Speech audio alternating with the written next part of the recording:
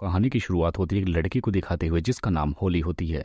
यहाँ पर हम जान पाते हैं कि वो अपनी फैमिली के साथ रहती है और उसके घर में उसकी मॉम है जो कि उससे बहुत प्यार करती हैं। लेकिन अचानक से किसी बीमारी हो जाने की वजह से उसकी मॉम की मौत हो जाती है, जिसकी वजह से उसकी पूरी लाइफ ही चेंज हो जाती है। हम देखते हैं कि घर के सारे सदस्यों में से कोई भी उससे अच्छे से बात नहीं किया करता था। यहाँ तक कि स्कूल के टीचर भी उससे सही से बात नहीं करते थे, जिसकी वजह से हॉली काफी अकेला फील करती है और उसका खुद का रूम भी पूरी तरीके से स्टोर रूम बन चुका था। अब हमें सालों बाद की कहानी दिखाई जाती है जहां पर हम देखते हैं कि होली अब काफी बड़ी हो चुकी है और वो अपने एक होटल में रहती है और उसको अब इसी तरीके से अकेलेपन के साथ जीने की आदत पड़ चुकी है।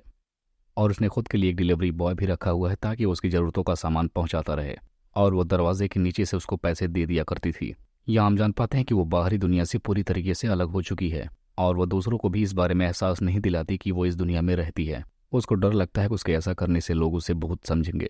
उसे लगता है कि उसे कोई नहीं देख सकता, इसलिए उसके पास कोई जॉब भी नहीं है और वो पैसे कमाने के लिए सिल्वेट्री के कुछ पर्सनल फोटोज खींचा करती है जिनको वो सोशल मीडिया पर अपलोड भी करती है या किसी फोटो को ब्लैकमेल करके उनसे वो काफ़ी पैसे कमा लेती है क्योंकि उसको रोकने वाला कोई भी नहीं था। और ऐसे ही वो एक दिन एक पार्टी में जाकर सिल्वेट्रीज की बहुत सारी फोटो खींचती है, लेकिन उसे ऐसा करते हुए उसका एक बॉडीगार्ड देख लेता है और वो उसको वहां से जाते हुए रोक लेता है और वो उससे कहता है कि तुम इस तरीके से किसी की पर्सनल फोटो नहीं खींच सकती, जिसके बाद अब वो उसे पार्टी से बाहर निकाल देता है। यहाँ पर हॉली अपने साथ ऐसा होते हुए देखकर काफी हैरान हो जाती है क्योंकि उसे सालों बाद कोई ऐसा बंदा दिखा था जो उसे भी देख सकता था। अब इसके बाद हम देखते हैं कि वो अपने घर पर आती है, जिसके बाद वो उस बॉडीगार्ड की जानकारी इकट्ठा करना शुरू कर देती है। तब उसको पता चलता है कि वो आदमी एक फाइटर है जो कि किसी एक्टर के साथ रिलेशनशिप में है, लेकिन उसकी कुछ पर्सनल फोटोज को होली ने वायरल कर दिए थे और ये जानने के बाद होली को उसके लिए काफी ज्यादा बुरा लगता है।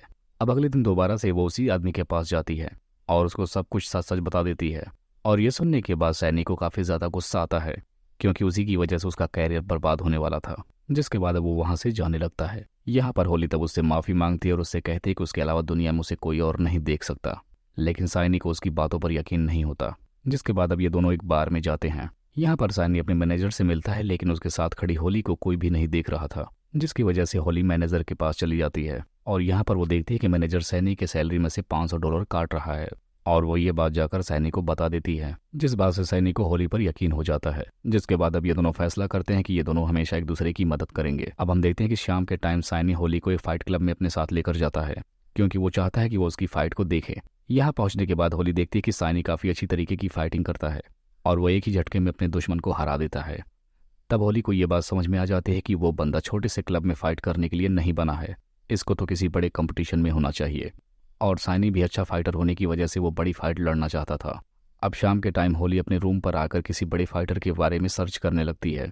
तब उसे कैरलोस नाम का एक बंदा मिलता है जो कि काफी बेहतरीन फाइटर होता है। जिसके बाद होली अब उसके घर पहुंचकर उसकी कुछ फोटोज को क्लिक कर लेती है जिसमें वो एस्ट्रॉयड ले रहा होता है और अब वो कार्लोस की फोटो क्लिक करने के बाद उसी को भेजकर उसे ब्लैकमेल करने लगती है। अब कार्लोस को ये बात अच्छे से पता था कि अगर उसका ऐसा करती हुई वीडियो लीक हो जाता है तो उसकी कितनी बड़ी बेइज्जती होगी और इसके साथ उसका कैरियर भी खत्म हो जाएगा। अब उसके बदले में होली उससे एक फाइट के लिए चैलेंज करती है और कार्लोस भी उस चैलेंज को एक्सेप्ट कर लेता है। अब इसके बाद हम देखते हैं कि होली साइनी के पास जाती है। तभी साइनी के पास कार्लोस का फोन आता है और अब वो उसको फाइट के लिए चैलेंज करता है जो कि आने वाले 6 हफ्तों के बाद होने वाला था। और ये सुनने के बाद साइनी काफी ज्यादा खुश होता है और वो होली को भी इसके लिए काफी थैंक यू बोलता है। और अब हम देखते हैं कि काफी वक्त गुजरने के बाद वो वक्त आ ही जाता है जब साइनी और कार्लोस दोनों आमने सामने लड़ने वाले थे। अब यहाँ पर साइनी होली को भी अपने साथ लेकर जाने लगता है, लेकिन होली वहां पर जाने से मना कर देती है और वो टीवी पर फाइट को देखने लगती है। यहाँ पर हम देखते हैं कि साइनी बहुत अच्छे तरीके से लड़ने लगता है और वो पहले राउंड में ही उससे जीत जाता है। होली और सारे लोग काफी ज्यादा हैरान रह जाते हैं कि आखिर साइनी कितना अच्छा फाइटर है। अब फाइट करने के बाद हम देखते हैं कि साइनी वापस घर पर आता है, जिसके बाद वो होली को थैंक यू बोलता है। जिसके बाद हम देखते हैं कि ये दोनों छत पर चले जाकर कुछ बातें करने लगते हैं और यहाँ पर बातें करते हुए ये दोनों एक दूसरे के काफी करीब भी आ जाते हैं। लेकिन तभी इनके पीछे कोई रिपोर्टर आ जाता है और इनकी फोटो को क्लिक कर लेता है। अब साइनी उसके पीछे भागता है, लेकिन वो रिपोर्टर तब तक भाग चुका था।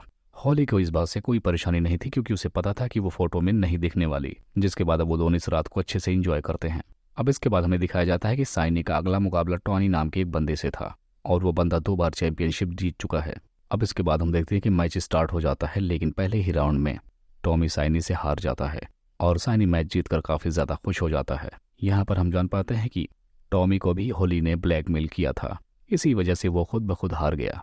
अब उसका अगला मुकाबला जैक्सन नाम के एक आदमी से था जिसके बाद अब होली जैक्सन का भी पीछा करने लगती है, लेकिन उसको इस फाइटर की कोई भी कमजोरी नहीं मिलती क्योंकि वो अपने कैरियर को लेकर बहुत ज्यादा सीरियस था। जिसके बाद अब होली ये बात बताने के लिए साइनी के पास जाती है, जहां पर वो उसको जूलियाना के साथ देखती है और ऐसा देखकर वो गुस्सा होकर वहां से चली जाती है। तब साइनी भी उसका पीछा करके उसे रोकता है। तब यहाँ पर होली उसे बताती है कि उसने टॉमी को ब्लैकमेल किया था ताकि वो जानबूझकर मैच हार जाए। और ऐसा जानने के बाद साइनी को काफी ज्यादा गुस्सा आता है क्योंकि वो अपनी एबिलिटी से जीतना चाहता था, ना कि किसी के साथ चीटिंग करके। और इतना सुनकर वो वहां से चला जाता है।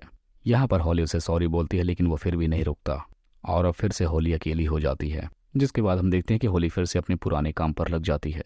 तभी एक दिन साइनी उसके घर पर आता है। यहाँ आने के बाद वो होली से ब्रेकअप कर लेता है, जिसकी वजह से होली को बहुत गुस्सा आता है और वो अपने घर के सामान को तोड़ने लगती है। जिसके बाद अब एक दिन वो खुद को अपने शीशे में देखती तो उसे उसकी परछाई भी नजर नहीं आती। अब इसके बाद वो साइनी के पास जाती है, लेकिन साइनी भी उसको नहीं देख पाता है और इतना जानने के बाद वो काफी ज्यादा होपलेस फील करती है।